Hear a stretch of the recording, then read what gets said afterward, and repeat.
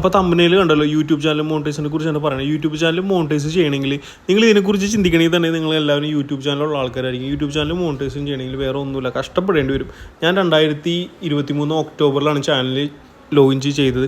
ഏകദേശം 7 മാസത്തോളമായി ഞാൻ നല്ലപോലെ കഷ്ടപ്പെട്ടു. ഞാൻ ഡെയിലി വീഡിയോസ് ഇട്ടുകൊണ്ടിരുന്നു. പിന്നെ കുറച്ച് നാൾ കഴിഞ്ഞപ്പോൾ ഒരു 6 മാസത്തോളം കഴിഞ്ഞപ്പോൾ ഞാൻ ഒന്നിടവിട്ടായി വീഡിയോ ഇട്ടുകൊണ്ടിരിക്കുന്നത്. പിന്നെ അത് ഷോർട്സായി. ഷോർട്സ് ഇട്ട് കഴിഞ്ഞാൽ കുറച്ചുകൂടി നമുക്ക് വീഡിയോസിന് വ്യൂ കിട്ടും. എനിക്ക് ആദ്യത്തെ പേയ്മെൻറ്റ് വന്നേക്കുന്നത് 22 മെയിലാണ്. $114 നമുക്ക് ആദ്യമായിട്ട് പേയ്മെൻറ്റ് കിട്ടിയിരിക്കുന്നത്. അപ്പോൾ എനിക്ക് 22 മെയിൽ ഒരു പേയ്മെൻറ്റ് അയച്ചു. പക്ഷേ എനിക്ക് പേയ്മെൻറ്റ് ക്രെഡിറ്റ് ആയി വന്നതിന് ഡേറ്റ് കൂടി ഞാൻ നിങ്ങൾ കാണിച്ചു തരാം.